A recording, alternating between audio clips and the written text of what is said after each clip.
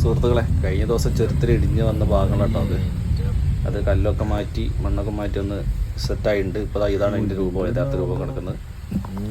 എന്താ ഇടിയല്ലേ, എൻ്റെ മോൾ ഭാഗത്ത് നിന്ന് പോകുന്ന എത്രത്തോളം കല്ലൊക്കെ വന്നിട്ടുണ്ട് അറിയാം. അതൊക്കെ മാറ്റി ഇപ്പോൾ ക്ലീനാണ്.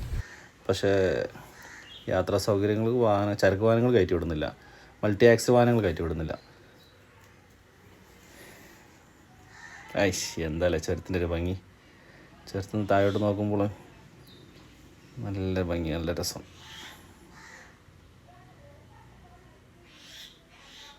പിന്നെ ഇതാ നമ്മൾ KSRTC മാമ, പിന്നെ പ്രത്യേകം പറയേണ്ട ആവശ്യമില്ലല്ലോ.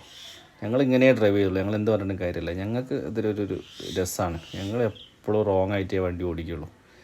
മറ്റുള്ളവൻ്റെ നെഞ്ഞത്തേക്ക് കയറ്റിയേ ഞങ്ങൾ വണ്ടി ഓടിക്കുള്ളൂ. അത് ഞങ്ങളൊരു രീതിയാണ്. കഴിഞ്ഞ ദിവസം പിന്നെ ചുരത്തിൽ ആക്സിഡൻ്റ് ആയില്ലായിരുന്നു ആ വണ്ടി. എന്താ അല്ലേ വണ്ടീൻ്റെ ഒരു അവസ്ഥ നോക്കി.